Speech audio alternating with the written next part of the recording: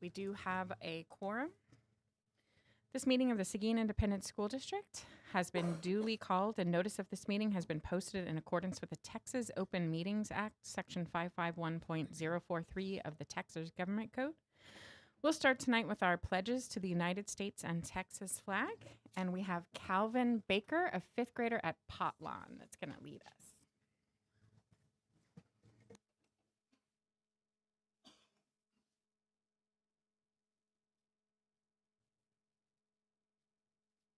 I pledge allegiance to the flag of the United States of America and to the republic for which it stands, one nation under God, liberty and justice for all. I pledge on the Texas flag. I pledge allegiance to the Texas, one state under God, one indivisible. Thank you, Mr. Baker. We'll now have a moment of silence.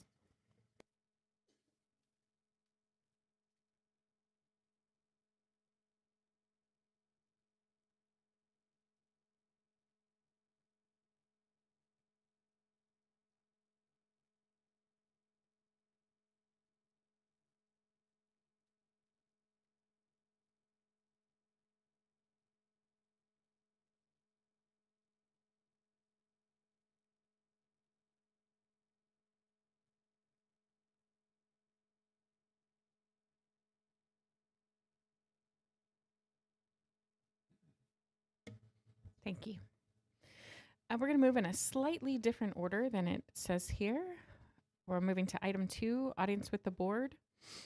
The Seguin ISD Board of Trustees designates a time for audience participation at the beginning of each meeting to hear persons who desire to make comments in accordance with policy BED local. Those wishing to speak shall sign up before the meeting begins, stating the concern or noting the agenda item they wish to address. Audience participation is limited to 5 minutes. The board shall not deliberate any subject that is not on the posted agenda. We have one speaker tonight, Al Burns, and he's speaking about the Guadalupe Appraisal District.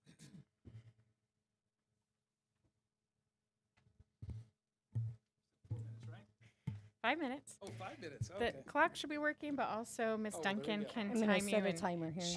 she can give you a warning if you like. I'll give you a 1 minute warning. How's Sounds that? good. Well, you guys are almost as scary as a 4-year-old with cavities. All right. I'm excited to be here tonight to talk for a few minutes. First thing I need to mention is that my name is Al Burns, and I am here on behalf of myself tonight, okay? I am my opinions and my thoughts here are my own and should not reflect certainly the other, the member of the board who happens to be my wife. So I just want to make sure I clarified that from the get-go. So tonight I'm here to talk to you for a few minutes about the Guadalupe Appraisal District's expansion and their new building, which is a former property owned by the Seguin ISD. You received an email today from me, if you saw it, maybe perhaps you already saw it, and which detailed some of my thoughts and feelings and my concerns over this matter. In addition to that, tonight I will be providing for you some documents that Nancy's going to pass out with further information pertinent to this. And there's a lot of things that could be gone into. That's it right there. There's a lot of things that could be gone into concerning this matter, but I'm going to just kind of keep it kind of brief, and you can sort through that on your own time. But in addition to you, I said this to 9 other voting entities, which totaled 81 elected officials today in the Guadalupe County, so they could be aware of these concerns because it's a county-wide issue.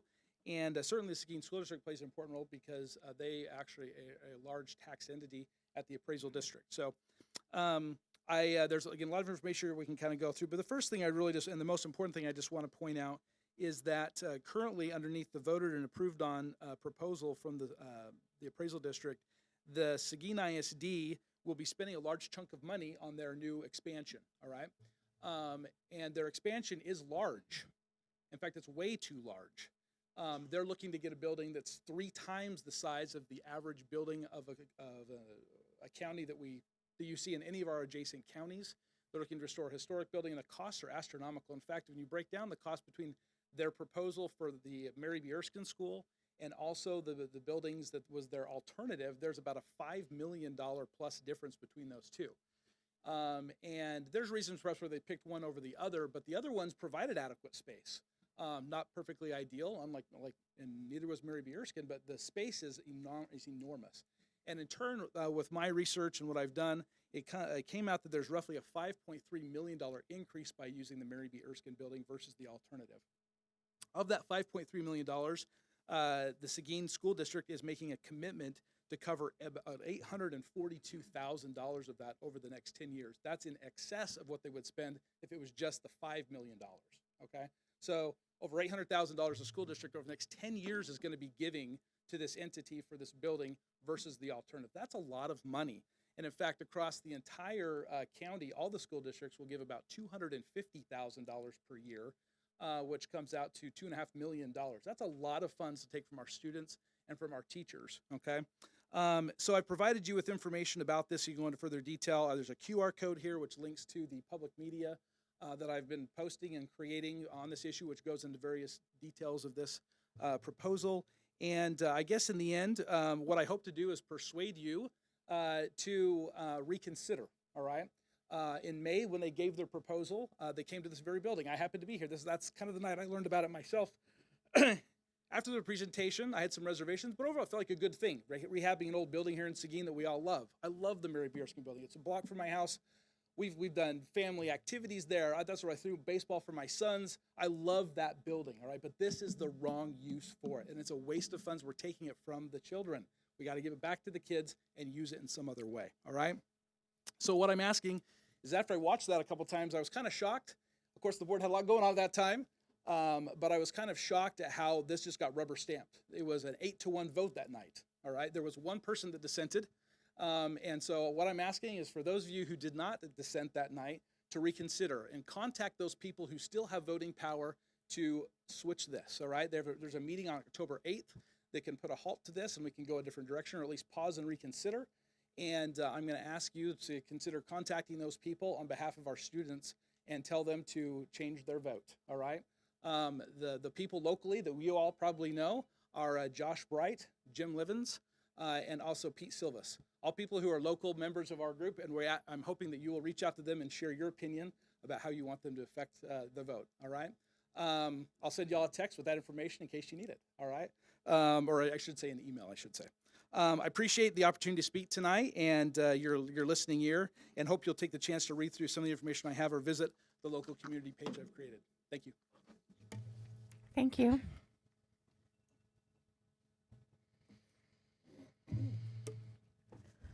All right, moving on, we're going to go back up to section 1, to superintendent announcements, 1C. All right, board. Well, first off, thank you for being here tonight. I know that you get paid so much to be on this board of trustees that we're so thankful that you're here, though. Mostly because we get an opportunity to highlight some of the amazing things that happen across the district, and we're going to get to see some of that in our recognitions here shortly, some of our students and staff that just go above and beyond. For announcements, though, we have a handful of things that I just want to make sure that get out there for parents. Progress reports do go out tomorrow. We're quickly approaching the end of the first 9 weeks. We're about 3 weeks away, 2.5 weeks away from there, and so those progress reports go out tomorrow. If you did not realize, it is homecoming week. We have a homecoming pep rally for our community scheduled to start tomorrow, 7 p.m. at Matador Stadium. We hope you are there in your black and gold. Please do not wear any color other than black and gold, because we're all about Matador Nation. You can wear any color you want, just for the record. You can wear any color you want. Just make sure that you're there to support our kids. We hope to see everyone Friday night here against Bernie Champion for that game. If you are a student, you need to bring your IDs, and all students in pre-K through 8th grade must be accompanied by and seated with an adult at all times. Our schools do have a lot of important events coming up, including open houses, parent-teacher conferences, school carnivals that are all getting ready to hit. I want to thank our families for supporting our staff and our campuses by being a part of those. A quick announcement for staff. Probably one of the most exciting things that you do each year is your compliance training. That is due Friday. Don't forget to do it. If you're a staff member like the superintendent, you still have some to do, and I hope you get that done by Friday. For our community, I just want to highlight a couple of things that we had happen over the past several weeks. First, I was honored to take part in a September 11th remembrance ceremony hosted by our Naval Junior ROTC at Matador Stadium. I want to thank those students for their hard work, our band students who performed, the staff who made sure that that was an exceptional event, and for our community that was able to join us there. We also had 79 units collected during the HOSA blood drive on September 11th. When we put that in perspective, that's enough to save roughly 237 lives. All thanks to our community, to our students, to our staff for the work that they do, and so we want to thank anyone who did donate. I want to say thank you to the Seguin Education Foundation. I know we have a few representatives in the room today, and to the Roland and Jane Bloomberg family STEM grant for bringing Dinosaur George to Seguin ISD, and thanks to our community for coming. If you were able to be here last week when that event was going on, you know how important it was for our students to have an opportunity to take part in something. This building was alive. It was exciting. I made the comment to several people, we need to do things that get students in this building every week because that reminds us of what we do. Academically, and a few things that were going on, our high school students were able to enjoy the STEM breakout box by learning undefeated again this year. I was able to go over there and witness our students doing some of that work. They were able to do hands-on experience designing and running an eyeglass production line. And so we want to thank Learning Undefeated and Caterpillar for providing that opportunity for our students. I also had the chance to witness a chemistry in action outside of the high school last week. Mr. Stevens and his students completed an alkali metal demonstration. I know our communications department put several pictures online to be able to see, and so I'm thankful for that, for those hands-on learning opportunities for our students. Athletics, we have tons going on. Our volleyball team right now is 7-0 in district play. It's a great accomplishment. They're playing again tonight, and then again Friday against Sam Houston. Our boys and girls cross-country teams are expected to advance to regionals this year.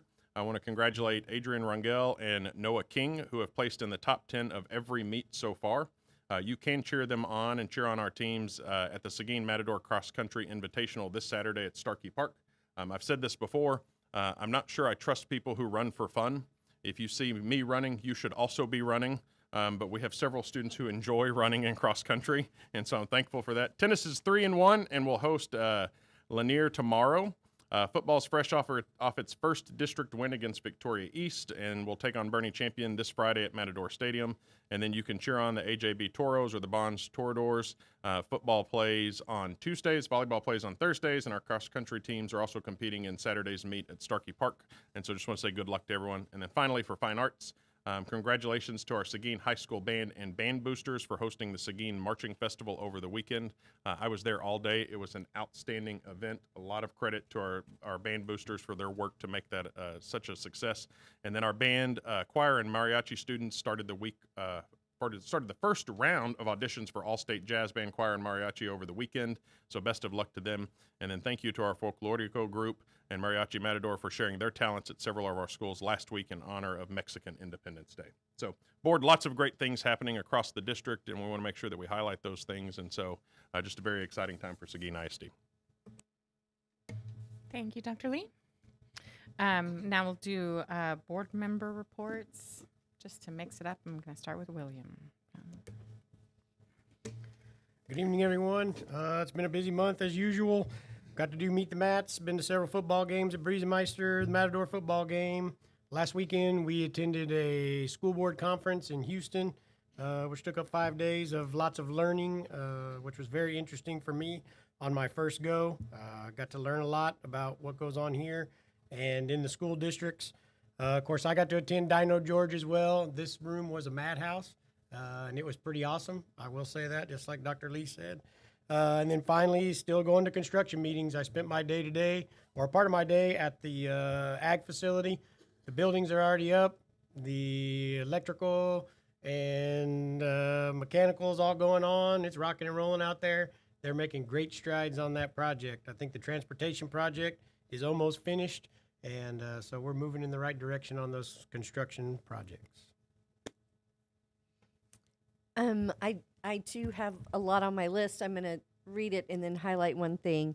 I emceed the Seguin Sports Boosters Meet the Mats, and I absolutely love that, and I think I get to do that gig all year, so I'm excited about that. Also attended a high school pep rally, a couple of football games, including the away game in Victoria last week. That was an exciting comeback after a little slump in the first quarter.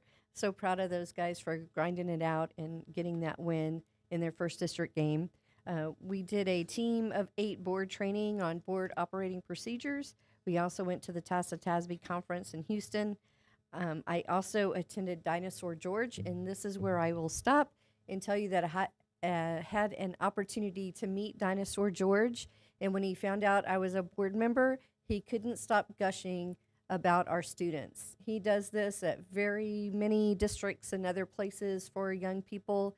And he said that our students were so well behaved, congenial. Yes, ma'am. Thank you.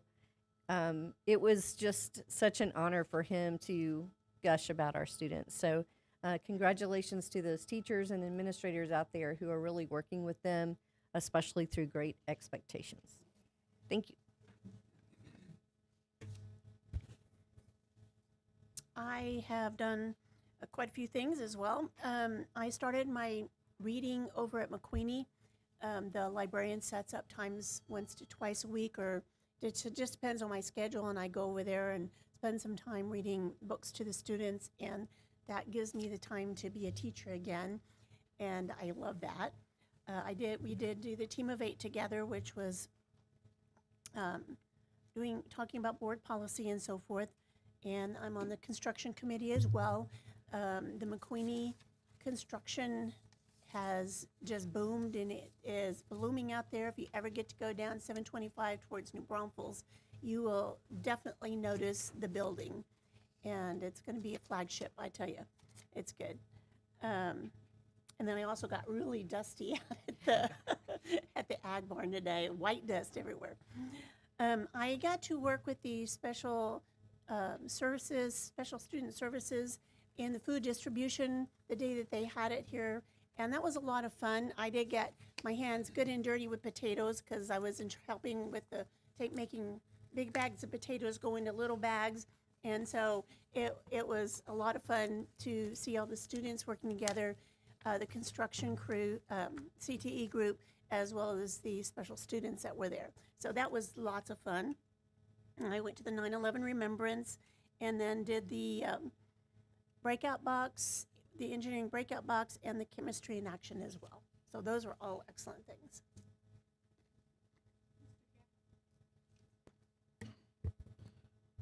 September 3rd, I attended the Barnes open house and also the Jefferson new furniture introduction.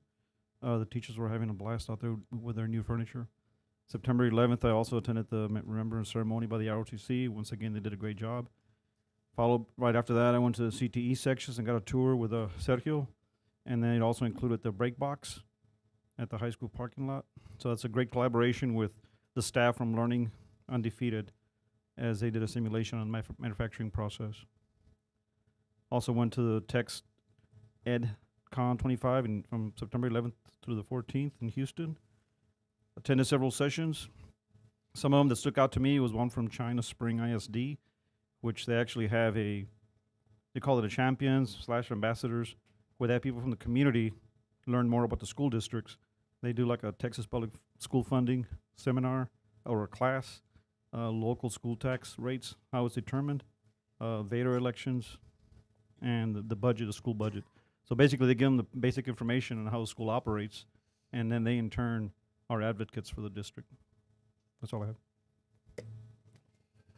Lots of awesome things happening in our district, like several other people mentioned. The highlight for me was Dinosaur George.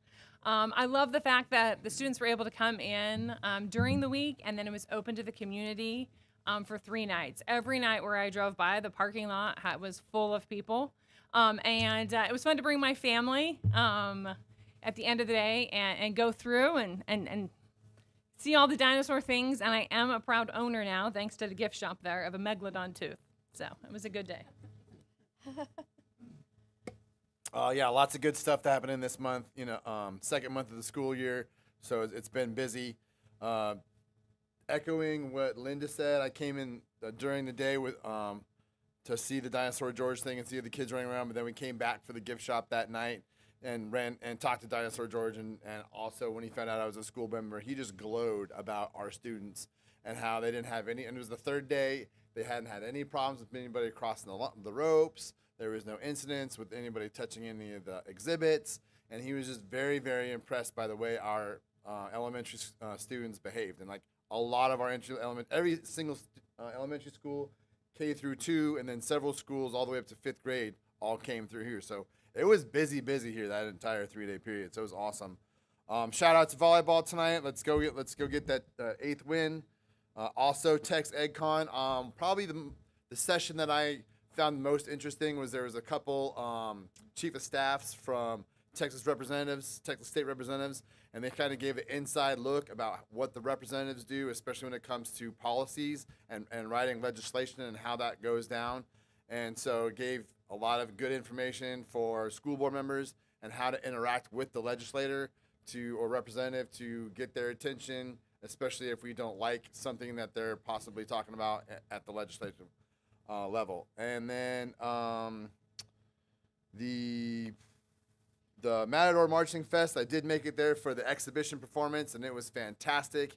Really liked the Nevermore theme. It was really, really pretty neat, and I look forward to seeing that whole show when that comes together.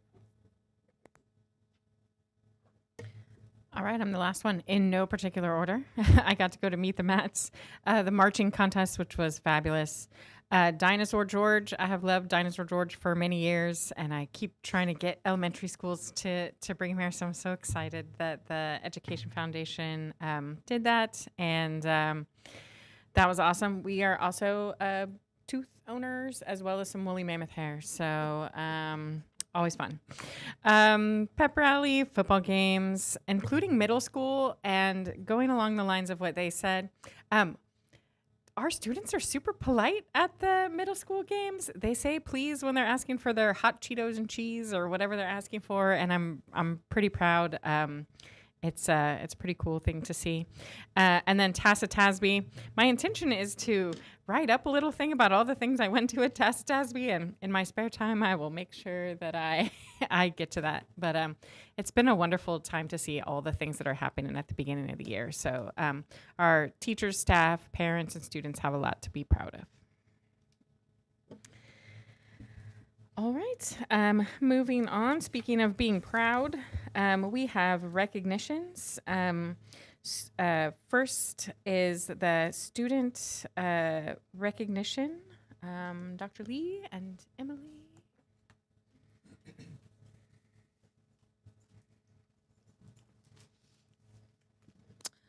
Good evening, President Crittenden, Dr. Lee, trustees. I'm very excited to introduce 4 students this month. So let's see if I can get the mic to work for me this week. All right. The September Superintendent Students of the Month, if I can talk, are from Rodriguez Elementary, Potlawn Elementary, Jim Barnes Middle School, and Seguin High School. Our first elementary student of the month is 4th grader Arcadia Casas from Rodriguez Elementary. Her teacher described Arcadia as a star student who always follows the rules, meets expectations, and volunteers to help. She is also known as a kind friend and a responsible student. Her parents are Maria Isabel and Noe Casas. Congratulations, Arcadia. Come on.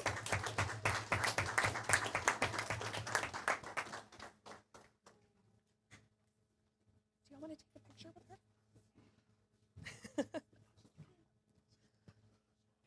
It's your paparazzi moment. Yes. What? You want that? Make it. Here, I'll give you this, and then Mom, I'll give you these. There you are.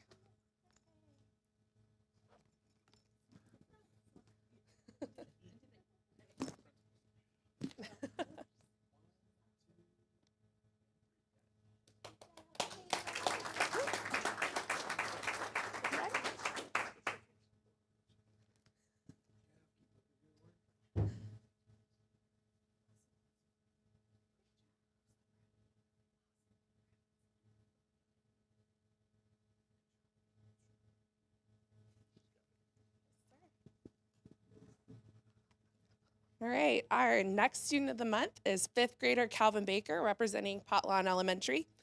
Calvin's principal, Miss Rangel, acknowledged his integrity, kindness, and respectfulness.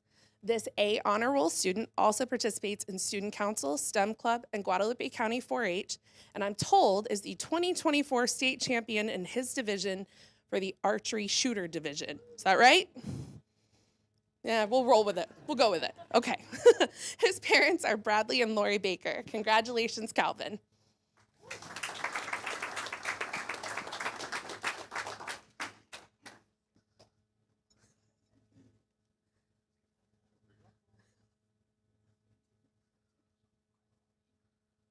Who would like to hold these lovely signs? Step out of the way.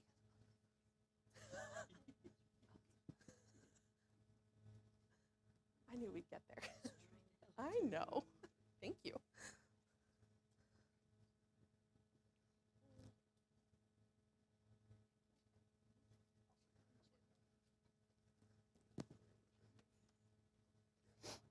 And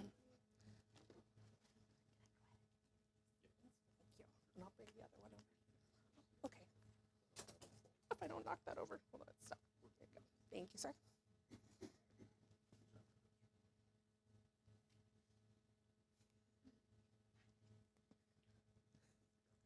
Nice work. All right, Barnes Middle School is proud of its Student of the Month, 7th grader Rebecca Crane. This young lady is committed to academic excellence, and not only is she a member of the All-A Honor Roll, she is also the top reader in the Barnes Library, which is totally something I would aspire to, so I love that. Rebecca also participates in athletics and theater arts. Her parents are Amy and Christopher Crane. Congratulations, Rebecca.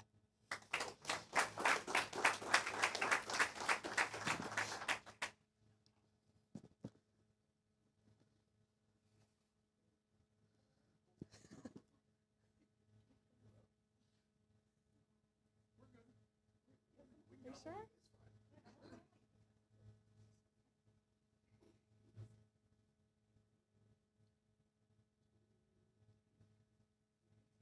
Oh, watch out. Take it out, principals. Ma'am.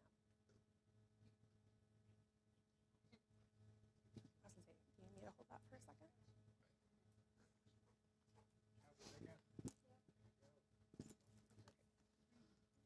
Thank you, sir.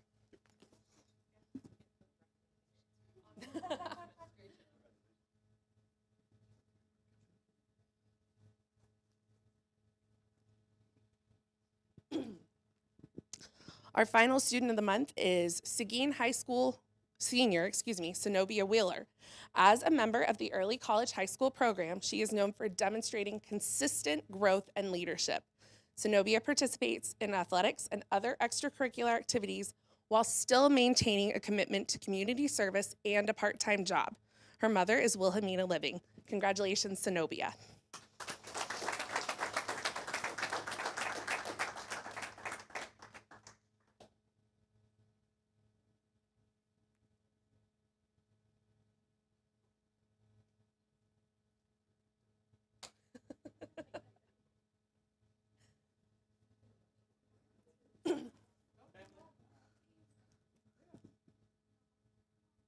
We want everybody.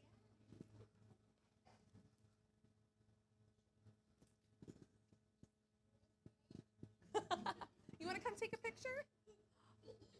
Oh, that is something I would do as well, ma'am. It's all right. Do you want him to stop? Yeah, everybody take a step to the right. Or we could have, if we could have a couple of you come down here as well. That might help. There you go. Look at you. You're such a good helper.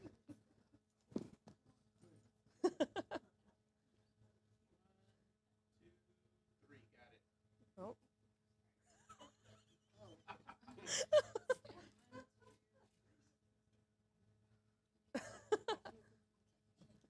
Got it? Here. Yeah, that's for y'all. You got. I can hold on to it while you walk out. No worries.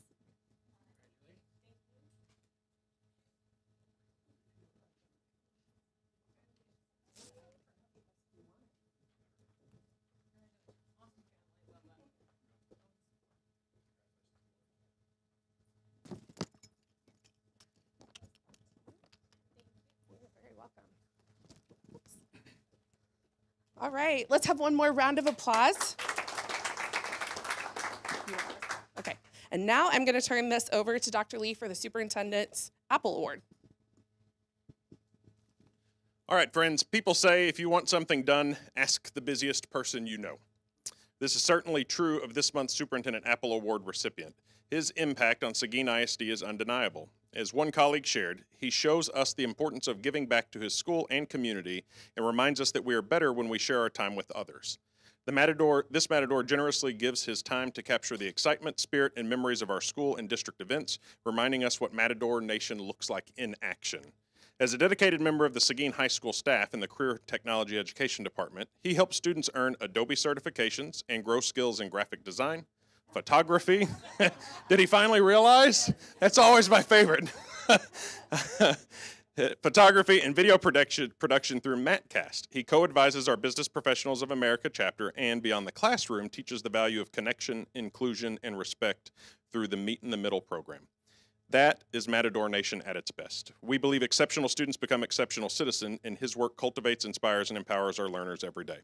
I'm proud to recognize an educator who has devoted nearly 20 years to serving students, with more than 5 years here at Seguin. He is a Texas A&M Kingsville graduate, a husband and father, and a U.S. Marine veteran who served our country for 8 years.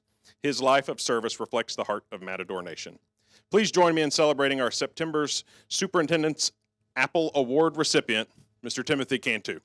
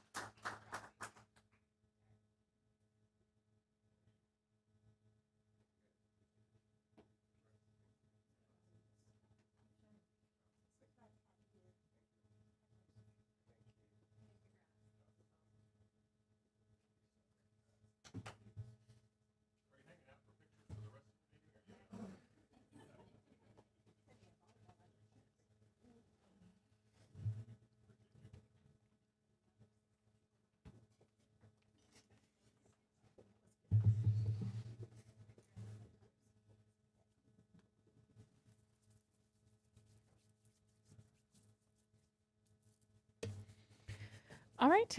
Next will be item 3B, our campus highlights, which is from Potlon, and they'll be introduced by Mr. Dwyer.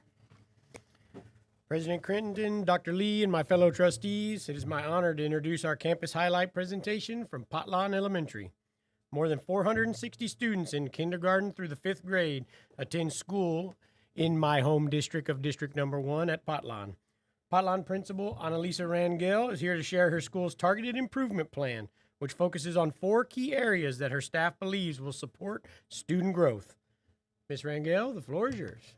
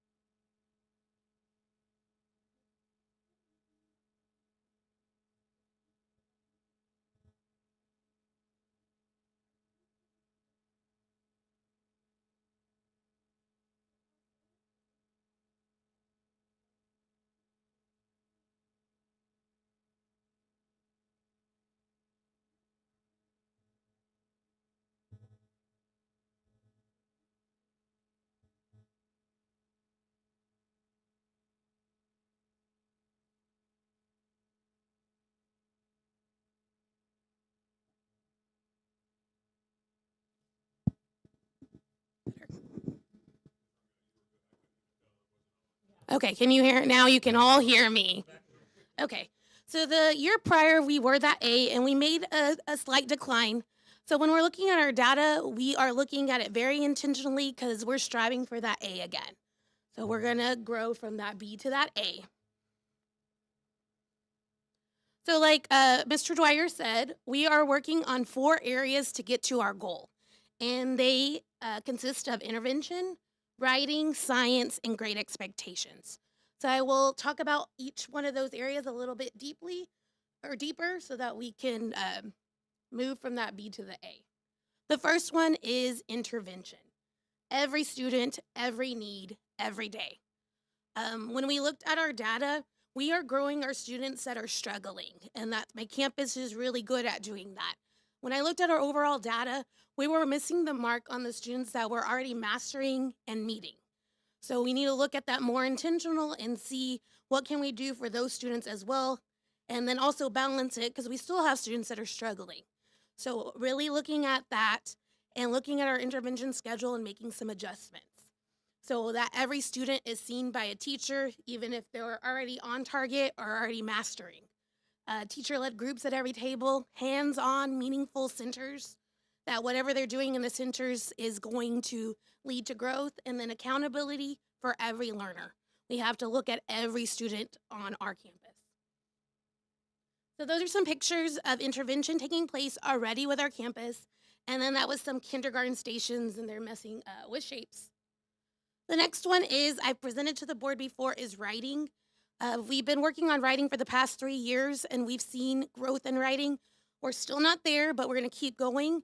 Our plan is continuing from the year past. We're writing daily. We have journals for every student from kinder through 5th grade. And then we want it to be a safe environment for writing.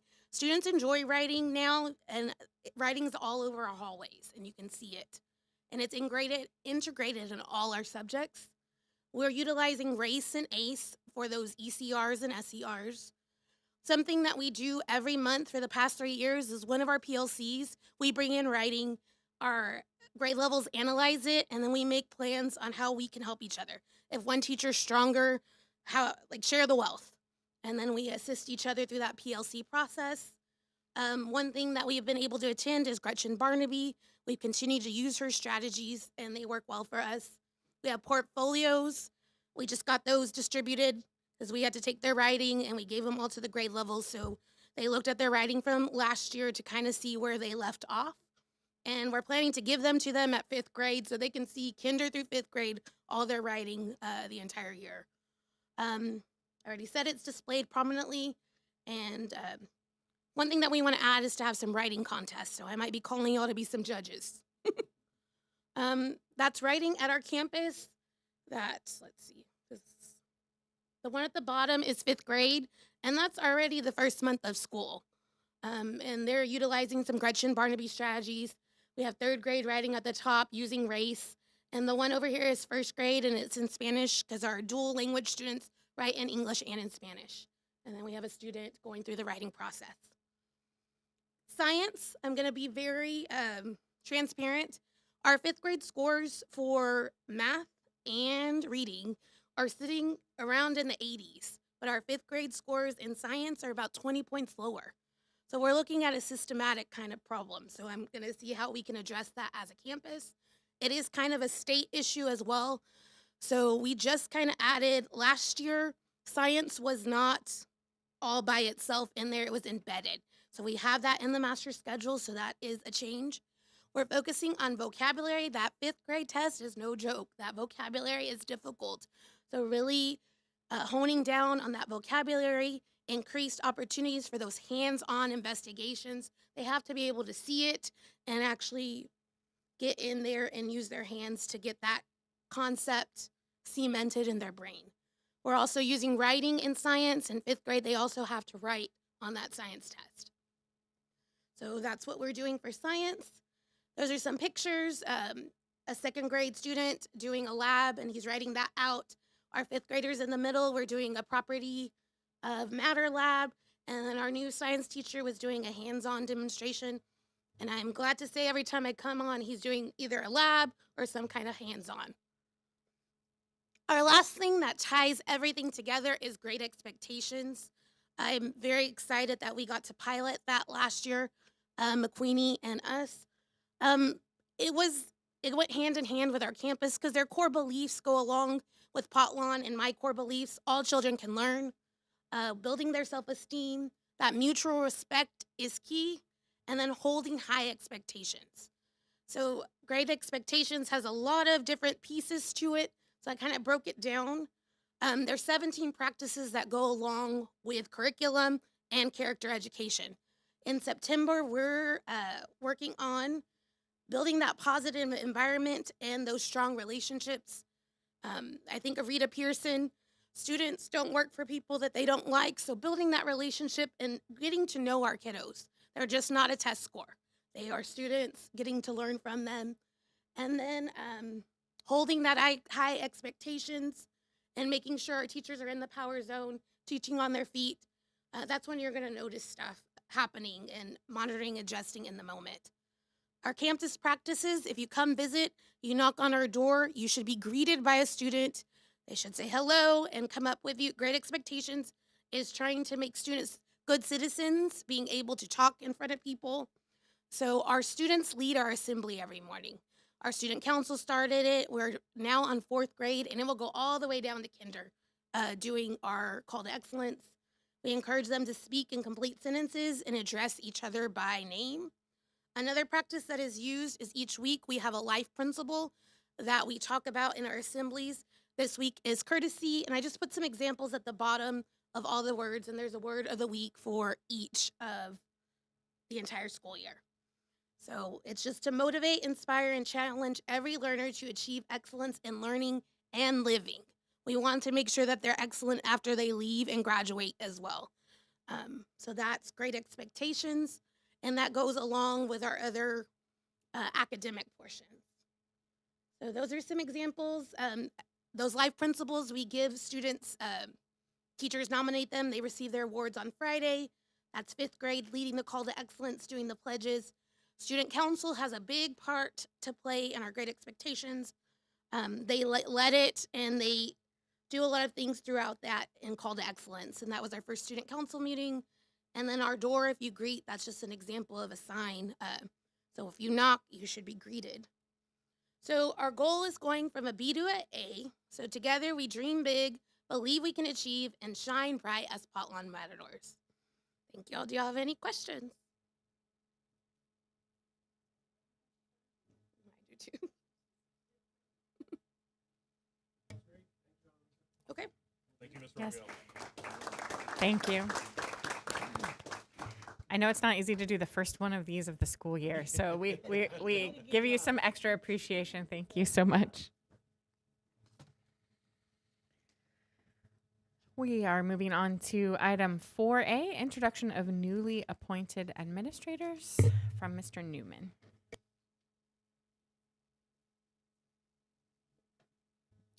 Good evening, board. We just have one new hire to introduce, and that's our new construction manager, Mr. Troy Spear.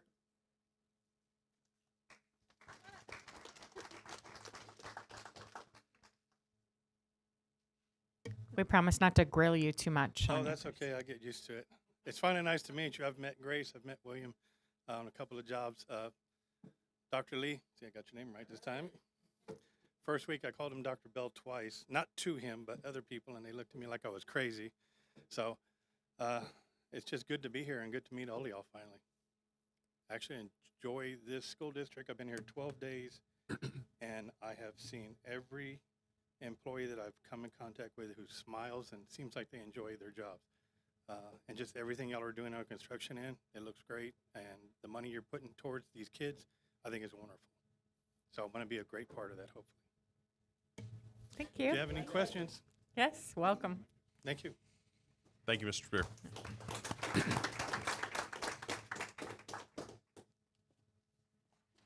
All right, item 4B, personnel information, professional employees.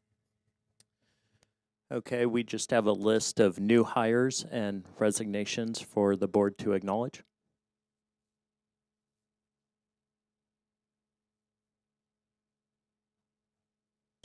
Any questions? Okay, thank you. Thank you. All right, item 4C, Seguin Education Foundation's annual report. Jill Nash.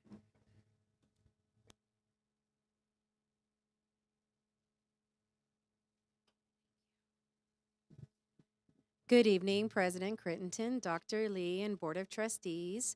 Thank you so much for once again having me here today to share in our wonderful year in review. My name is Jill Nash. I'm the Executive Director of the Seguin Education Foundation. I am also the Director of Community Outreach for Seguin ISD and the District Mentor Coordinator. So today I want to start off with reminding you of what we're here and why we're here. Seguin Education Foundation exists to enrich learning and inspire teaching and enrich learning. Okay, and so many of the ways that we do that, we're going to share from this past year. So their goals that we want to talk about is where we're going to encourage all students to achieve academic excellence, support staff for innovative and exemplary teaching, build community awareness for the SEF and Seguin ISD, and inspire parents, community, and the alumni to participate with the school district. One of the big ways we do that is by celebrating our teacher grants with our prize patrol. And this past November, we were able to award $105,000 to teachers and staff across Seguin ISD. We are thankful for the community support to help us raise those funds. How we do that is through our Mardi Gras. Mardi Gras this year has once again broken records. Every year we have been able to raise the funds and break those records. This year we're at $160,811. That is massive for Seguin Education Foundation. But stay tuned. Our event is coming up, and this time next year, wait till I'm standing in front of you with the goal of $200,000. Yes, ma'am. Yes, ma'am. Now, within our Mardi Gras event, we have a paddle race. Each year, Seguin ISD helps us identify a group that doesn't have the funding that they need in order to be as successful. And so this year, the group identified was our district counselors. And so during our paddle raise, we were able to raise $11,000 to divvy out between all of the campuses to help give them supplement needs to be able to do their jobs as well as they would like. Now, this year for our prize patrol, which is going to take place in the first week of November, they don't know when, but it's the first week of November, we're giving away $100,000. Yes, that is all thanks to our community partnerships with our businesses and sponsors to help make that happen. At the end of the year, we're able to celebrate the top 10% of the graduating class by giving them a small scholarship. But what's more is we're able to then celebrate their mentor teacher, their teacher hero that helped them get to where they're at in the top 10%. Whether it's their kindergarten teacher, whether it's the custodian that made friends with them in 3rd grade, whether it's their senior year that just helped them push through, we're able to recognize those teacher heroes as well as the top 10%. This event is not really a fundraiser for us. What we do is we just like to break even as far as our sponsors. But I'd like to share, we actually raised $14,574 for that event. We also received a $10,000 grant, a STEM grant to be specific, from CenterPoint Energy. That was one of the ways we were able to meet that $100,000 mark. We also received a $2,000 grant from Dick's Sporting Goods that we were able to give to MBLC and the DEAP in order for them to expand their PE program. Exciting news for you guys is Seguin Education Foundation has our very first intern. She is here tonight, and I'd like to introduce to you Mary Hansen. Mary Hansen has a wonderful passion for community service, for the business practicum, and we have partnered with Diana Weber through the CTE program in order to help us help her and sign off on her practicum. So we're very excited to have her here. One of the great things is she has a legacy here. She is the granddaughter of the late Jack Lee, and as you know, he gave his heart and soul to Seguin ISD and the Seguin community. So the full circle of having her as the very first intern is just magical. So we'd like to welcome Mary to Seguin Education Foundation.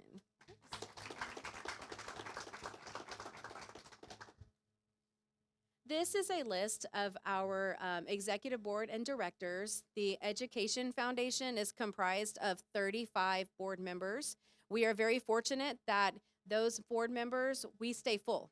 We generally have more application than seats available. So we love the fact that the Seguin community wants to be a part of what great things we're doing.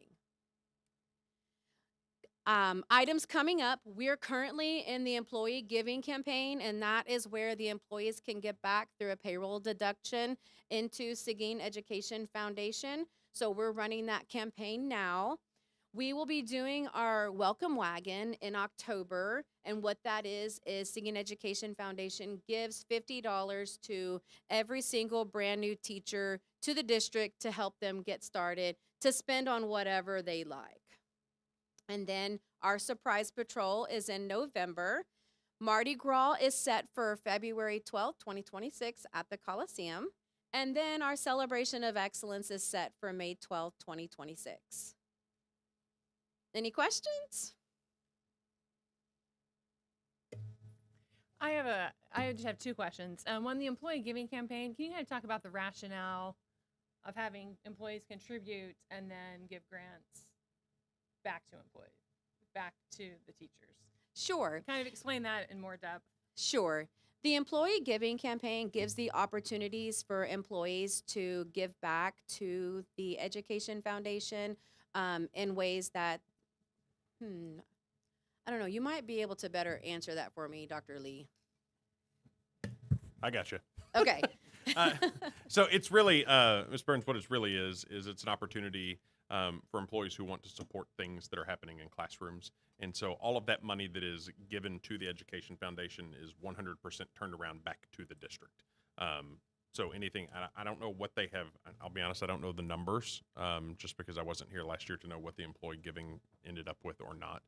But it's just an opportunity for employees. Almost every district that has an Education Foundation has an employee giving program as part of it.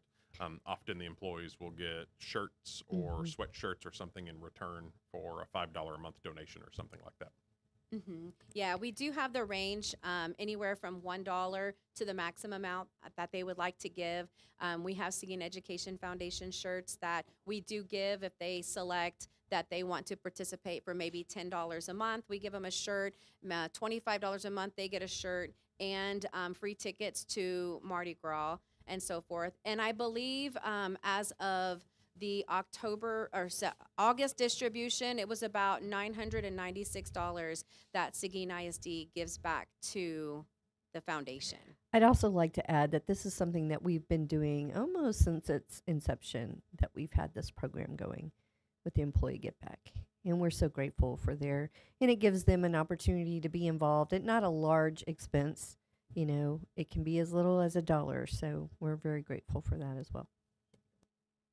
Does that answer your question? Great. Anybody else have any questions?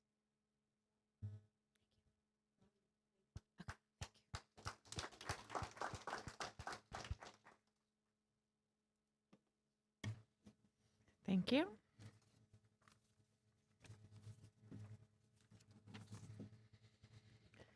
All right. Now, item 3D, 2025 STAR Assessment and Accountability Update. Ms. Lyons and Ms. Miranda. Bringing Christy up with me today. Good evening, Board President, Dr. Lee, and Board of Trustees. We're going to go over our Seguin ISD accountability. We're going to compare 2024 and 2025.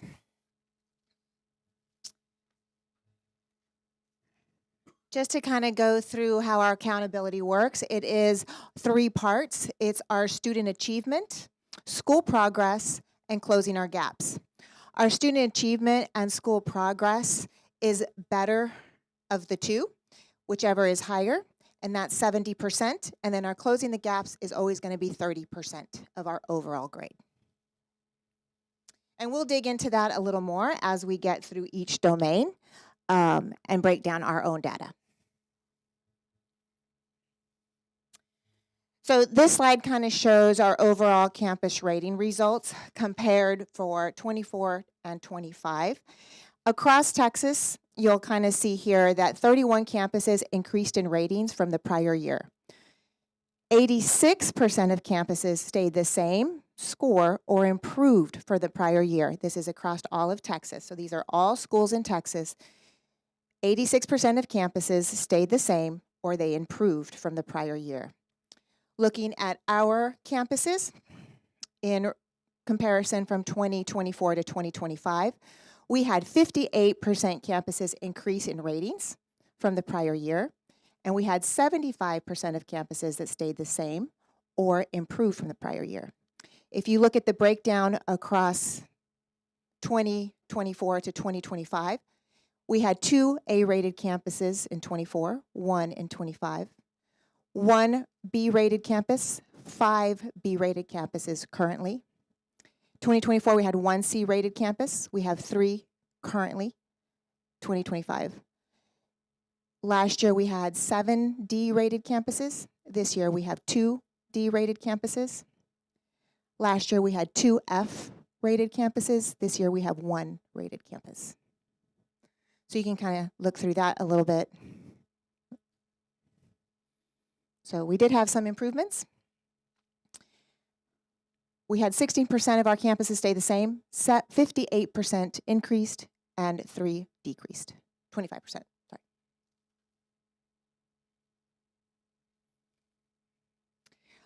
Our overall rating ends in a 66 scaled score for 2025. The letter grade is a D. Last year, we landed at a 67, letter grade a D. And here, overall ratings across Texas, we had 24% of district that increased from the prior year, and 88% of districts that stayed the same or improved from the prior year. And that's across all schools in Texas. Ms. Miranda is going to dig into Domain 1, Student Achievement. Good evening. So Domain 1 really tells us a lot about how students, what they know and what they can do.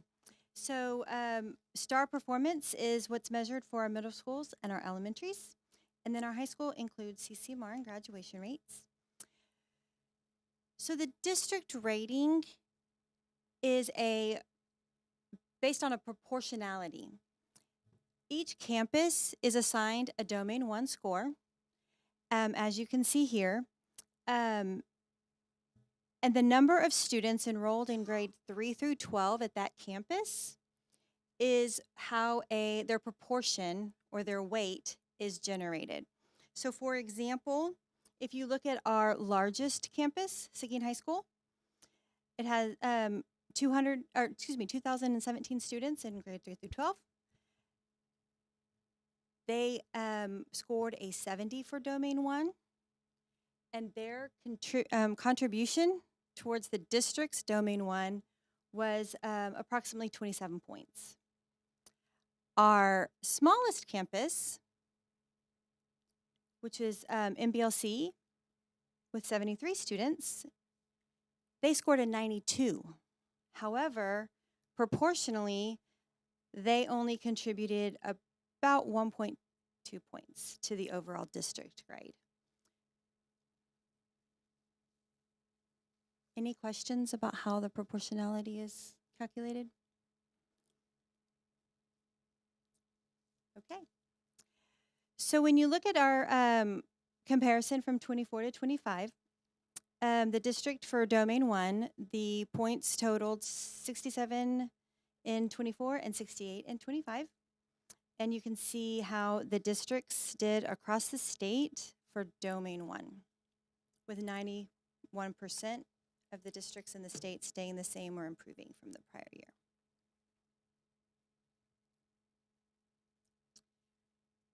Our Domain 2 school progress is two parts. It's academic growth. This is the growth from year to year, how students grow from year to year. And we also have relative performance, how our students perform compared to other schools that are similar to our demographics.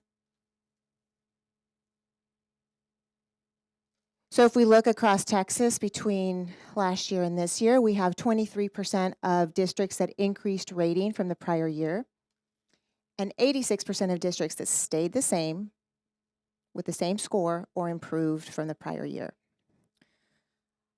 Now remember that the best out of between academic performance and relative performance is what's scored. It's the higher of the two. So in our academic growth in 2025, we had a 66. In 2024, we had a 62, so we did have some growth. In our relative performance, 2025, we had a 68, dropped by 1 point from 2024 at 69. Higher of the two is a 68, so state scores us at a 68.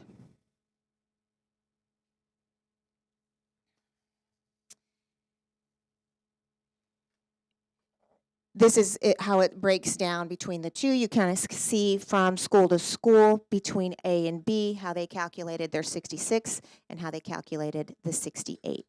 We did have a lot of growth in our, so like all the blue, that's growth. So those are schools that had a great amount of student growth. I'll let you kind of look through those scores and how they compared out.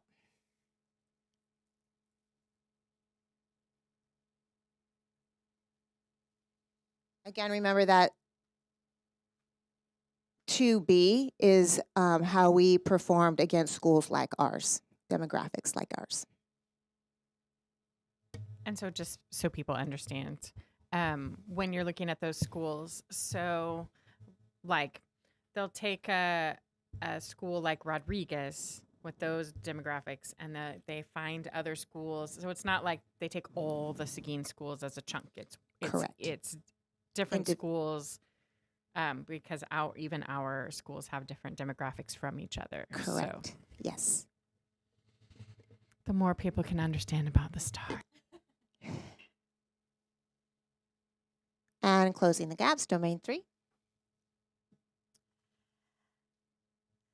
Like Ms. Lyon said, the Domain 1 and 2, the greater score is used for 70% of our overall rating. However, Domain 3 kind of stands on its own, and 30% of this domain is used for our overall rating. Domain 3, closing the gaps, it's really just measuring are all students in all groups performing, meeting or exceeding their targets that the state has set.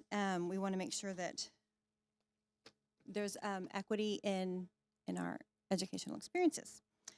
So let's look at that. Closing the gaps.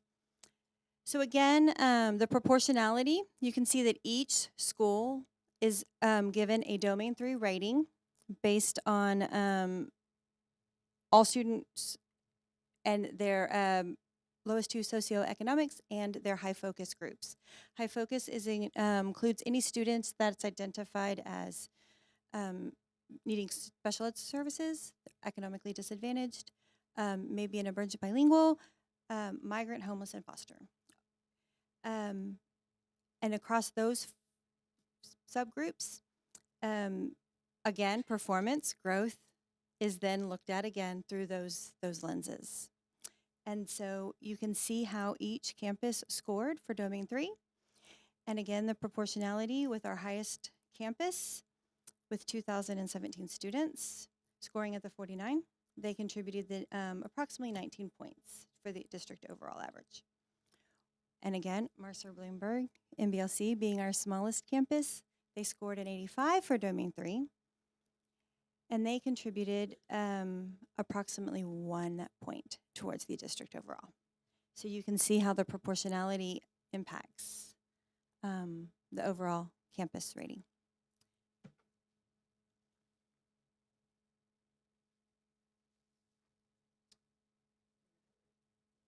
This is our overall campus rating. I'll give you a minute to kind of look through there. We put our 2024 by campus, their rating, and 2025 by campus, their rating. So we did have some growth between campuses. I'm going to highlight Jefferson, who last year in 2024 was rated as an F, and this year rated to a B. We had several campuses that grew exponentially, and so they actually did a really great job. Some things that we have done to close our gaps and grow our domain 1, 2, and 3, focusing on Tier 1 instruction through our HQIM across the district, K-12. We're making sure that we have our weekly triad meetings. Curriculum instruction team goes out, making sure that we are tracking our student, tracking their progress, ensuring that they're able to see where their students are, where their students were in 2024, and how with each benchmark they grow. So we're driving that instruction through that DDI model. We're making sure all campuses have their target improvement plans, focusing on effective school framework. Every campus has a target improvement plan. They have their 4 priorities that they focus on, and ensuring that they're seeing those milestones through and moving through each cycle as they grow through the year. We have our curriculum professional learning. We have started off super strong in August with a lot of PD. We had Matador U, which was our Matador University, and teachers went through several different trainings, and that continues to this day. We have our Blue Bonnet implementation. We have our PLC implementation, so we have coaching happening throughout the year. We have SIBME that helps our principals and instructional coaches coach their teachers. And then again, we have our Blue Bonnet coaches that come from TIA that work with our campuses. We monitor the implementation of the target improvement plans, campus walkthroughs, and their PLC tools. So some of the things that we put in place to help progress. I do have some campus recognition, some campuses that did fantastic with some designations. We had Patlan, who had a designation in academic achievement in reading and language arts, academic achievement in mathematics, and you heard Ms. Rangel, they were high in reading and math, and next year they will add science. Then we had our top 25% comparative academic growth. That was their growth from last year to this year. And then their post-secondary readiness. We had McQueenie, who had a distinction with a top 25% comparative academic growth. That's they're closing their gaps. And Jefferson with a distinction with top 25 comparative academic growth. And Kinnicky, again, with their top 25% comparative growth. All of these campuses focusing on their subgroups, making sure that they're closing gaps with all our sub-pops.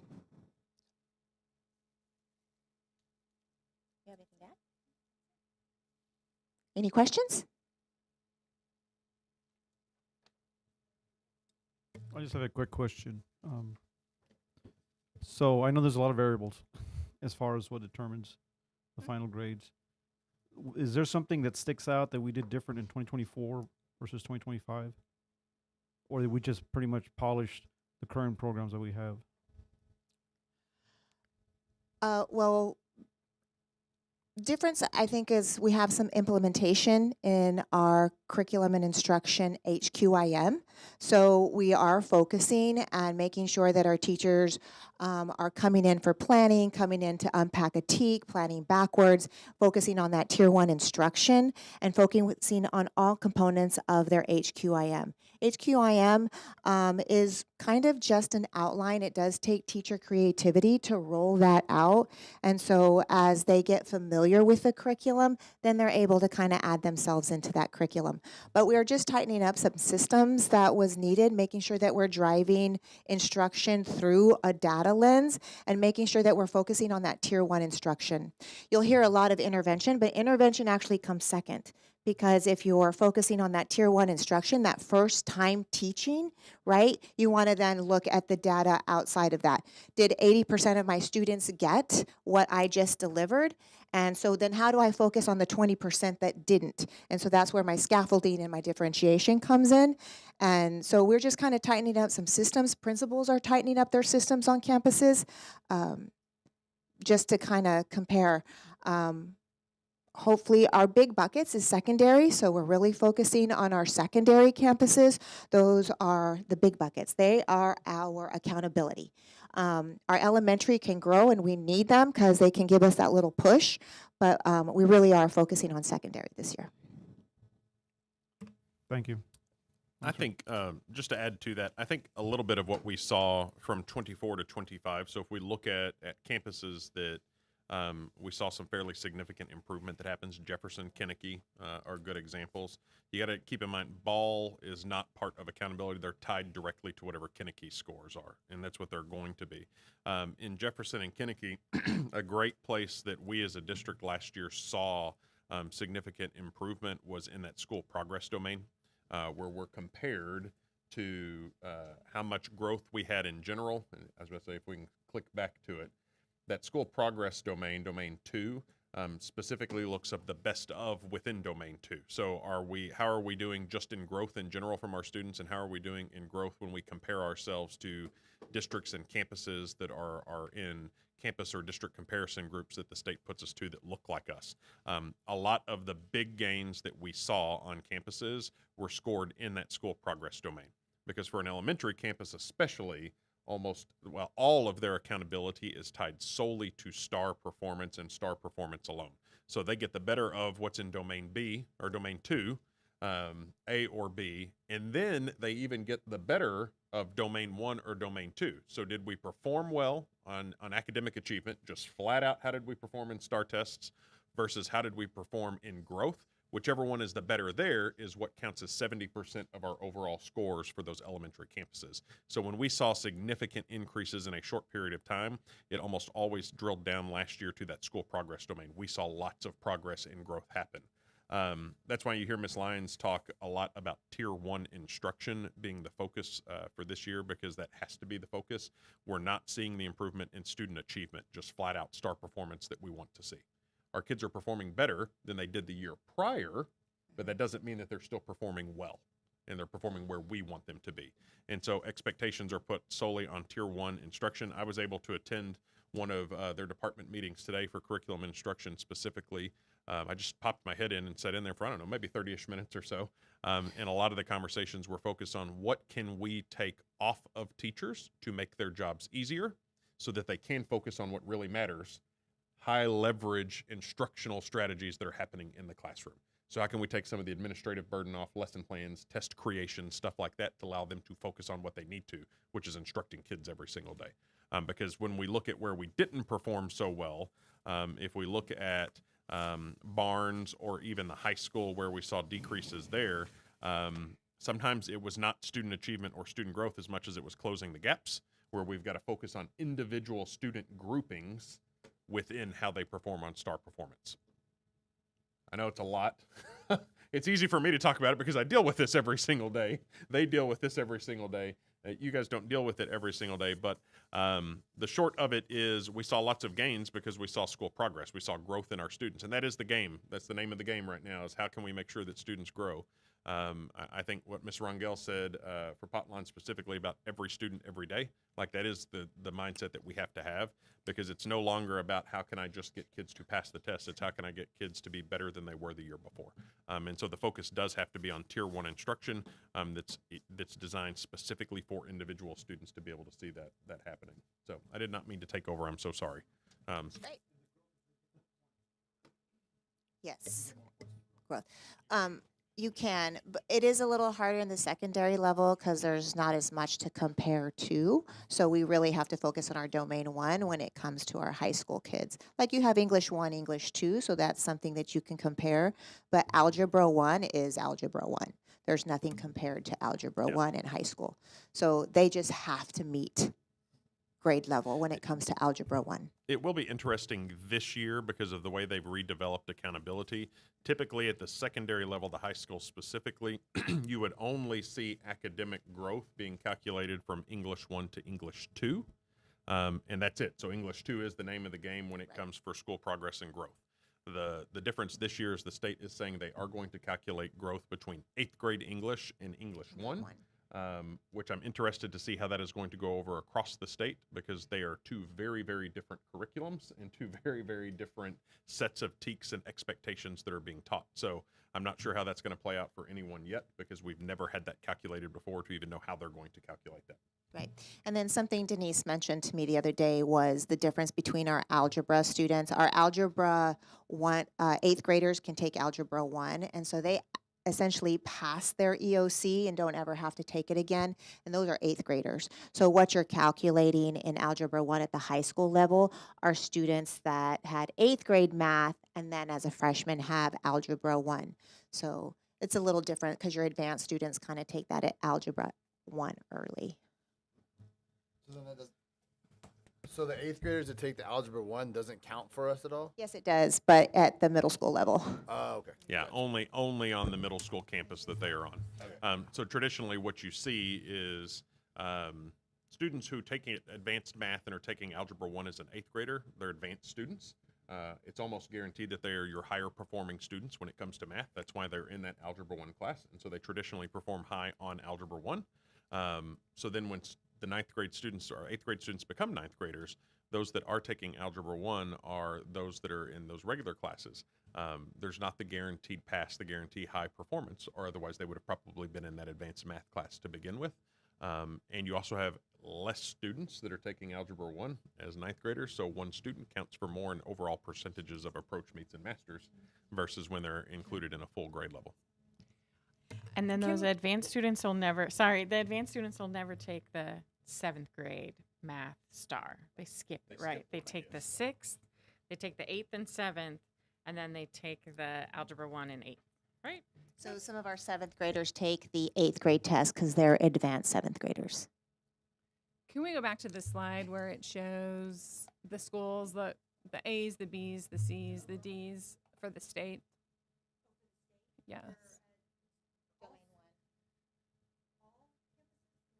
Yeah, I think there was one for all. Yes, right there. Wherever kids are taking that algebra test, we're a D district.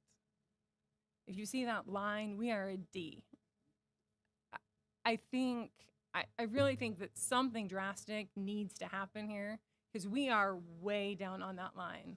And I really feel like we have a failing campus that has a large potential of students.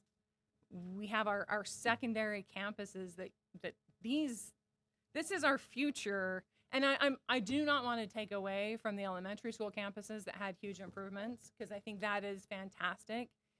But we're a D district. I don't think it matters how those other districts are doing, having the 8th graders taking the algebra test. Those things are all happening. Can we get a report back to the board each month about what's going on at those DNF campuses?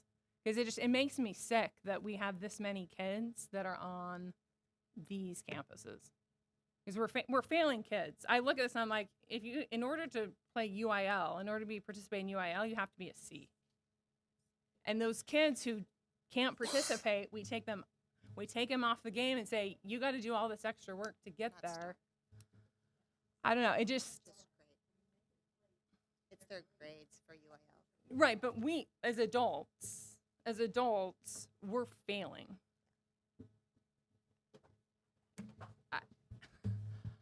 I don't know. It's really hard to see, especially that slide right there where it shows like how other districts are figuring this out. So, I don't know where we go from here, but that slide is just very concerning to me. Yeah, I think it's also important that we acknowledge I've been very upfront as a superintendent that's been here for, what, 2 months, roughly. I've been very upfront with the community on we've got work to do. I've been upfront with our team that we've got work to do. A big topic of today's conversation was we have work to do, that we have things that need to happen. I think I even said something to the effect of I'm not interested in titles at this moment. I'm interested in who has knowledge and who has skill set that can offer what needs to be offered, so that we can make those things happen. Can we start doing some regular reporting? Absolutely. Let me get with you to figure out exactly what you want, though, because we're not always going to have data from month to month. Just depending on what it is, but we can absolutely just make kind sure. of an update about what is different, because the list of things on that the second to last slide, it was the same list we had last year.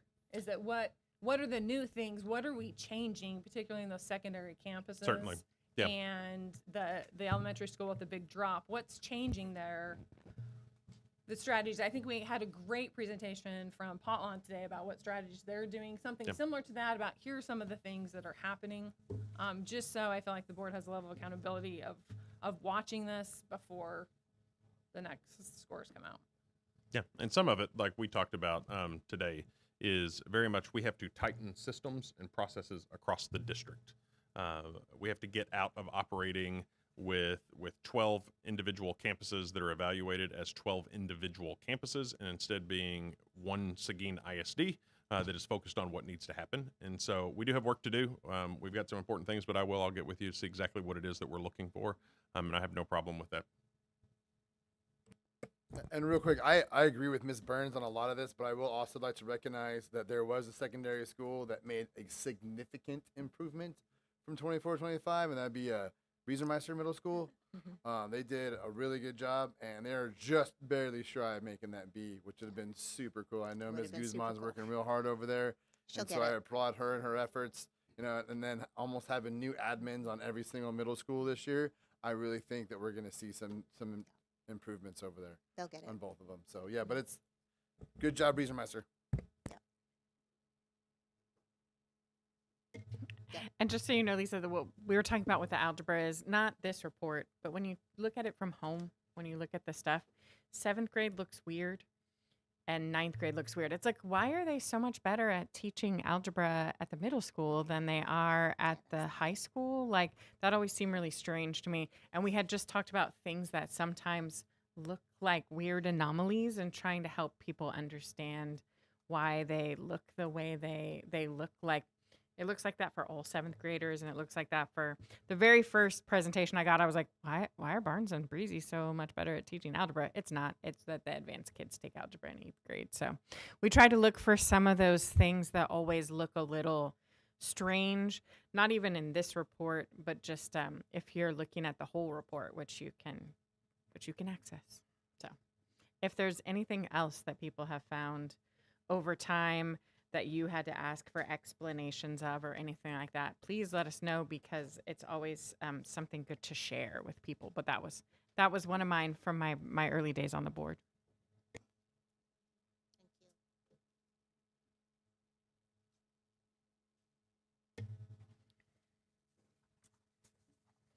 All right, thank you, ladies. We're moving on to E, financial statements for August 2025. Ms. Banks. Good evening, President Crittenden, Board of Trustees, and Dr. Lee. I have the August financial statements here. There's not really anything big to report on these. Next month, there will be a lot to report on these. So for now, we're missing out on the compensation plan. It's being implemented right now. The new revenue, the first 6 weeks, which just ended. So you'll see a lot more next month. So I don't really have anything to point out unless you have questions.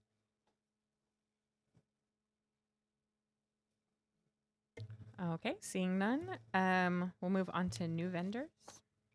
Okay, again, this is just a report of vendors who have responded to RFPs to Seguin ISD. It may be someone we've used before or we will use in the future. Doesn't mean we will use them, but we can. Questions? Okay, thank you. And finally, purchases made over $50,000, item G. This is just a listing of purchases that were made over $50,000. We're required to report this as information to the board every month. So these are the August purchases. I don't have anything to point out unless you have any questions. Yeah, some of them are. Yes, ma'am. We have some technology purchases on here. A bond purchase for some cameras, copier charges for Toshiba. But yeah, normal things that y'all see. Any questions? Okay, thank you. Okay, thank you. Moving on, we have one action item before closed session. That is 5A, appointment of directors to the Seguin Education Foundation. Jill Nash.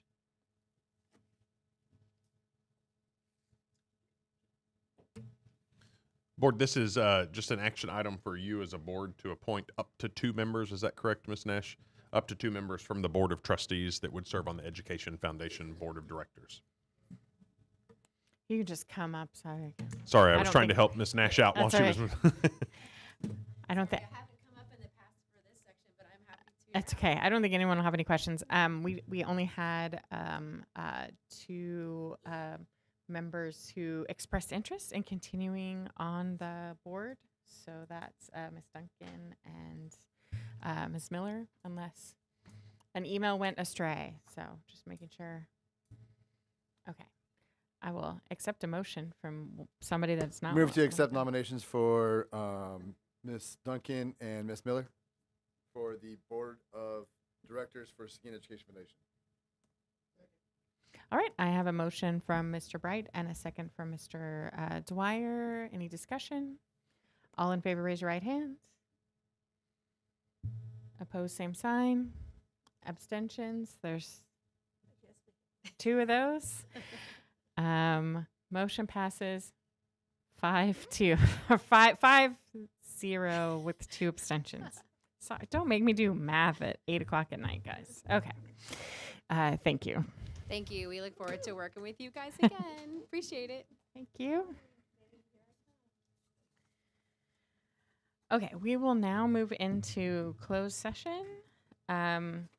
The board will adjourn into closed session pursuant to the following sections of the Texas Open Meetings Act. 6A, pursuant to Texas Government Code sections 551.071, 551.074, 551.129, consultation with legal counsel, including possible telephone consultation with legal counsel as necessary, to address legal concerns, implications, and answer any legal questions regarding posted agenda items.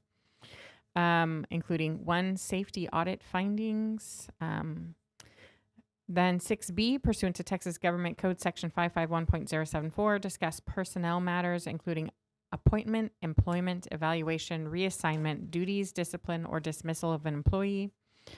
6C, pursuant to the Texas Government Code Section 551.072, discuss the sale, purchase, exchange, lease, or value of real property. And 6D, pursuant to Texas Government Code Sections 551.0821, deliberation regarding a public school student.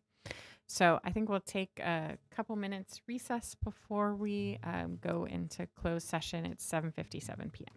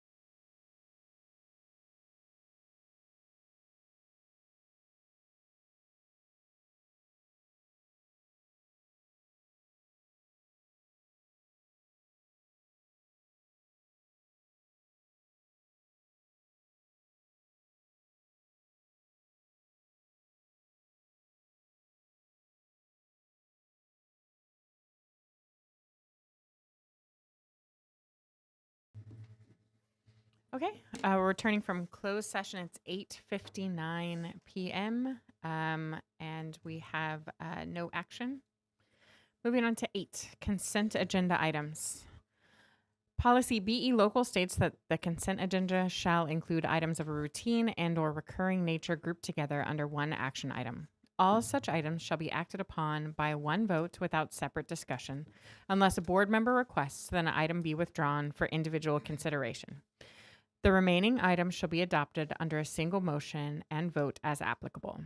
A, approval of board minutes for Team of 8 training August 19th, 2025, public meeting August 26th, 2025, regular meeting August 26th, 2025, and Team of 8 training September 9th, 2025.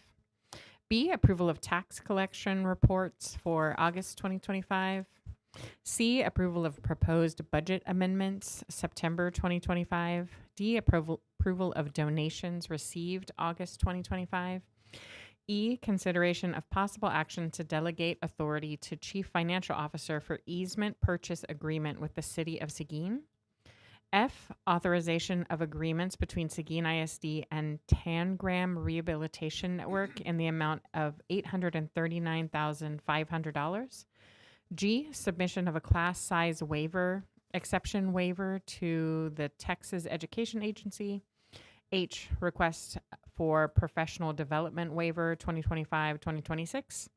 I, approval of Blue Jean Consulting Agreement, educational consulting agreement. J, acknowledge Public Information Act requests August to September of 2025. Are there any items that a board member wants to pull from the consent agenda? I would like to pull items F and G, please.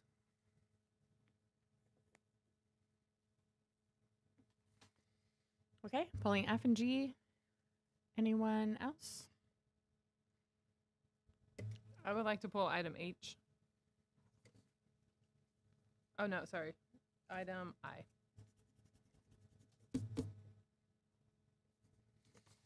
Okay, so I have requests for F, G, and I. Any further? I will accept a motion on the other parts of the consent agenda. Madam President, I move for approval of the consent agenda item excluding items E, F, and H. Is that correct? F, G, and I. F, G, and I. Second. All right, I have a motion from Ms. Duncan and a second from Ms. Miller. Any discussion? All in favor, raise your right hand. Opposed, same sign. Motion passes 7-0. So we will start with F, authorization of agreements between Seguin ISD and Tangram Rehabilitation Network in the amount of $839,500. Board, the Tangram Rehabilitation Network agreement is a residential facility for students that receive special education service that need that independent residential facility to be able to be successful in education. They're required through IDEA, the Individuals with Disability Education Act, up through the student reaching 22 years of age. We would pay that fee monthly beginning in October of 2025. I realize that it's a fairly substantial amount. We actually have 2 students that receive those services. One of those students results in the $383,250, and another student results in the $456,250. Just so that you are aware, we do receive, I would say, out of the $800, about $600,000, $650,000 back in high cost funds reimbursement each year from the state, which is where the state reimbursed us for having to have those high cost funds. But it is one of those things that we will do just about every year moving forward until those students have graduated, and even after they have graduated up until they reach 22 years of age. Can you expand? What are the additional needs that those students have that require this level? Those are usually students that have to have 24-hour care, like they are there all the time as part of that work. So the contracts are actually for 365 days on both of them. Madam President, I move for approval for the authorization of agreements between Seguin ISD and Tangram Rehabilitation Network in the amount of $839,500. I'm sorry, I still have a question. Well, there's a motion on the floor.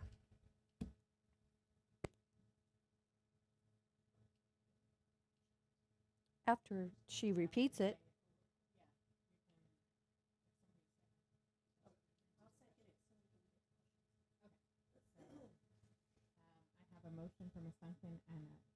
I have a motion from Ms. Duncan and a second from Mrs. Miller. Any further discussion? So this is a facility that they're at that we have to pay for. It's not just contract services, but it's actually a facility. It is that they're actually, living they at that we spend have to pay for. 365 days at those facilities. Yes, sir. It's in San Marcos. The question that I had was, how does this play in with the audits that we get every year for special ed? Do they go to that facility, or do they just? So our staff still has to provide testing. So whenever they have to do state assessments, because the state's not letting them get out of state assessments, even though these students are at the level that they are severe and profound with some of their disabilities. But it's all part of the regular audit. Like these students are coded from PEEM's perspective of being exactly in that type of facility. And so there's an IEP, their individual education plan, that identifies that as the need of what they have to be. And federal law requires that we have to provide those services. And we've had this on here for as long as I've been on the board, and for at least a couple years before I was on the board. So this is a long-standing contract with this facility.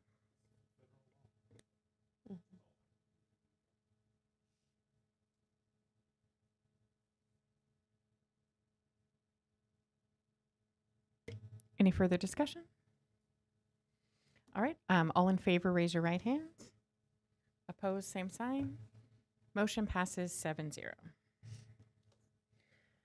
Now G, submission of class size exception waiver to the Texas Education Agency. Dr. Lee. Yeah, absolutely. Board, each year we have to do waivers for classes in kindergarten through fourth grade that have higher than 22 students in those classrooms. And so in this instance, what you've got is we have 17 sections district-wide, which sounds like a large number, but I want to put that into perspective for you a little bit on what we're looking at. Kinnicky, for example, has 3 sections of second grade that all have 23 students in them. And so those are 3 separate sections that happen. The same thing in fourth grade. They've got 3 sections with 23 kids in each one of those sections. So there's 6 sections total. Jefferson has 1 fourth grade classroom that has 23 students in them.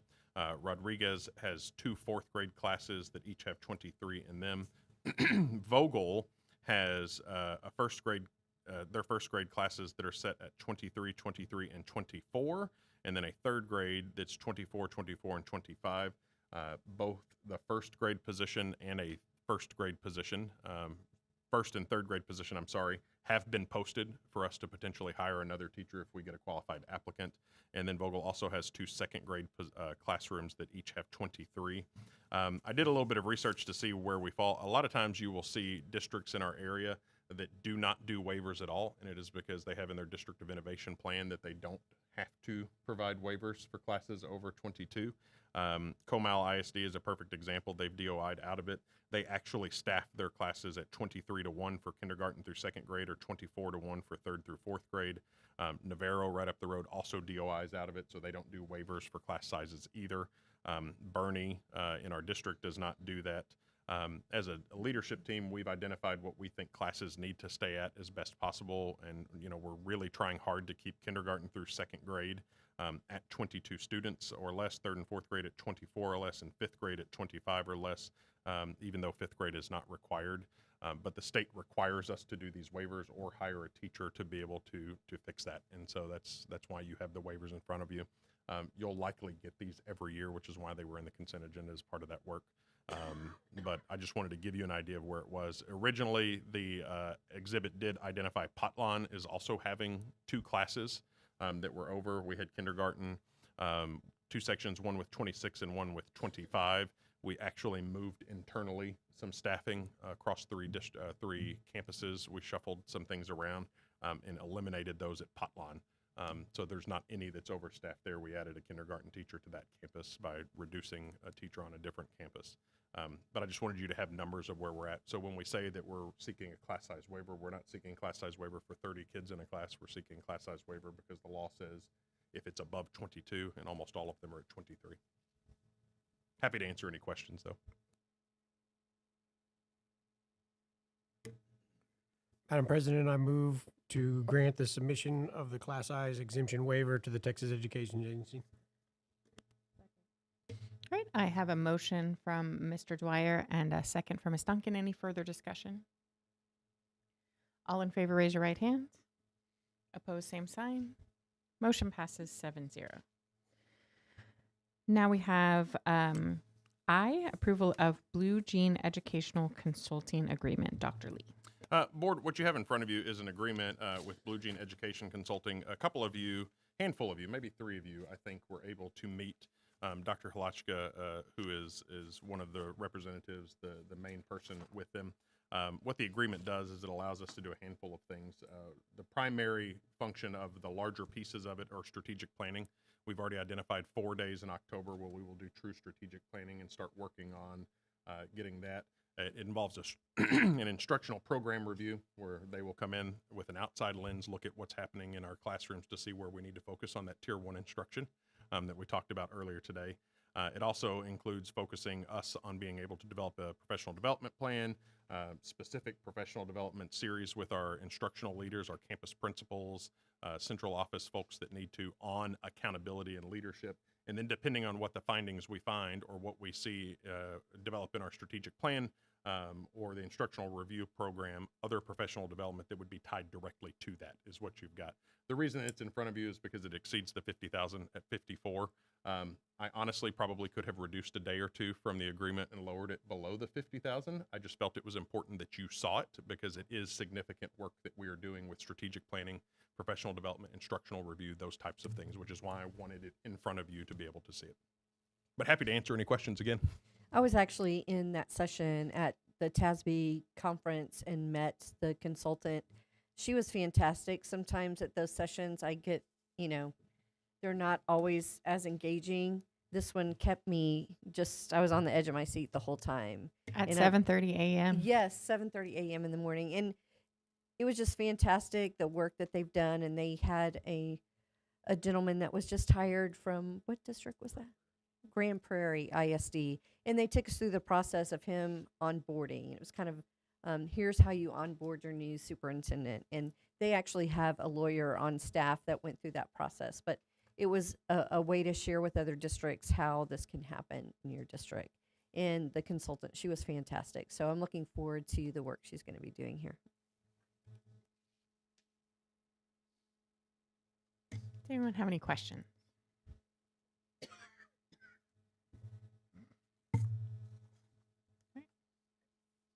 Madam President, I move for approval of Blue Jean Educational Consulting Agreement. Right. I have a motion from Ms. Duncan and a second from Mr. Guetta. Any further discussion? All in favor, raise your right hand. Opposed, same sign. Motion passes 7-0. Moving on to action items. 9A, approval for non-tuition-based pre-kindergarten for Seguin ISD employees. Dr. Lee. Board, at the March 2025 board meeting, so before I was here, it's my understanding that the Board of Trustees that you approved the introduction of tuition fees for our pre-kindergarten enrollment for district employees. During the most recent legislative session, there were some law changes that occurred. One of the most significant that has to do with pre-kindergarten programs is that certified or teachers, those employed in an actual teaching position, no longer have to pay for pre-kindergarten if they are a teacher. What it did not include, what that law excluded, was it did not provide the same benefit for employees that are in food services, employees that are in custodial services, bus drivers, paraprofessionals, those types of employees. One of the things that I think that we have been adamant about as a board superintendent team just in the 2 months that we have been here is that we want to provide the best opportunities for our staff as possible. There's an opportunity here, and my recommendation to you is that we look at that legislative change and we expand that internally for Seguin ISD employees to include all employees for tuition-free pre-kindergarten services rather than it just being teachers that are there. I'm not concerned about class sizes at Ball. We're sitting in a spot where we will be good. I'm not so sure that we even have a whole lot that would enroll, but we do have a handful that already have students enrolled, that it would be a financial strain for them to have to pay some of the tuition base. And I just think that this is an opportunity for us to offer an incentive for employees who are part of Seguin ISD to be able to have their students attend pre-K. I also wholeheartedly believe if we can get kids in the building at the youngest age possible, we can start teaching at that youngest age possible and get them where we need to be. And so that's why my recommendation is that you approve the non-tuition based pre-kindergarten for all Seguin ISD employees. Again, happy to answer any questions. Madam President, I move for approval on non-tuition based pre-kindergarten for all Seguin ISD employees. All right, I have a motion from Mr. Bright and a second from Mr. Dwyer. Is there any further discussion? All in favor, raise your right hands. Opposed, same sign. Abstentions? I have an abstention from Ms. Burns. Motion passes 6-0 with one abstention. Okay. And then 9B, nominate candidate for the Guadalupe County Appraisal District Board of Directors. I only heard from one of you who wanted to be that candidate, and that was Mr. Bright. Unless I missed an email from someone, now is your chance to say how you would like to go to some extra meetings. All right. All right. So I do need an official nomination. Madam President, I move to and nominate Josh Bright to be our candidate for the Guadalupe County Appraisal District Board of Directors. A second. All right. I have a motion from Ms. Duncan and a second from Mr. Guetta. Any further discussion? All in favor, raise your right hand. Opposed, same sign. Abstentions. All right. So I have an abstention from Mr. Bright. So motion passes 6-0 with one abstention. Number 10, board comments and requests. Do we have any of those this evening? I have I a just- comment. Go ahead. Oh, go ahead. I just had 15 minutes. I'm just kidding. 15 minutes. I just want to talk about 9A. I know we voted yes. That particular item is going to go a long way. Employee retention and incentives to bring them in. I just want to say to all current students, staff, faculty, and my fellow alumni, I just want to say happy homecoming. Yes, happy homecoming. And the October contains one of my favorite things, and that is the children's show for theater. So all of our elementary students plus our theater students from the middle schools get to attend. But there's 2 public performances. So if you get to come and see Aladdin, you will enjoy it. So you're invited to that I know one's on the 25th of October. I'm not sure about the other one. I just wanted to say is that I appreciate all of the invitations to the school board to attend various events on campuses. I love being able to be on the campus, see educational activities. It helps so much to give a different perspective as we see everything in black and white that comes in board packets. So just want to encourage everyone to continue to invite the board on campuses. I love it. I know I can't speak for everyone, but I love it. For sure. One All right. more. Okay. Okay, go, Mr. One of the Guetta. things that I learned among several things at the conference that we went to was one of the school districts, and I can't remember which one it was, that they had what they call the gold card. So anyone in the community that was 65 or older, they were eligible to go to any event, any fine arts athletic event for free. So that's something that maybe want to explore. That'll give the opportunity for them to see our campus. Of course, it'll be mainly grandpas and grandmas that'll be coming, but still something that we could look into. I know it exists or has existed in the past. There you go, because we get them at theater. I accept them. So there. Where do you get them from? From athletics. They're $5. They're good for the year. And what do they get you into? Everything that the district does. Okay, there we go. We'll get out some more information about advertise that. it. Yeah. We can do that. Mr. Bright, did you have something? Yeah, I just had one quick thank you to all of those that stepped out last week, or stepped up last week while all the chiefs and all of us were up at the board at the convention. It was a great time for all of us, and I really appreciate Nancy and everybody else stepping up to fill those halls while we were gone. So thank you for all your hard work. And thank you, Dr. Lee, for taking care of us while we were at the TASB conference. I thoroughly gonna hope you leave it at enjoyed that. lunch on Saturday. Yes, there's a story there, but I will refrain. Move to adjourn. All right. I would accept a motion to adjourn at this point. Move to adjourn. That is a motion to adjourn from Mr. Bright and a second from Mr. Dwyer. All in favor, raise your right hand. Opposed, same sign. Motion passes 7-0. It is 9:19 p.m. and 54 seconds. Nancy, I have to get this back too because I don't have all the information with me. Do we have to do it?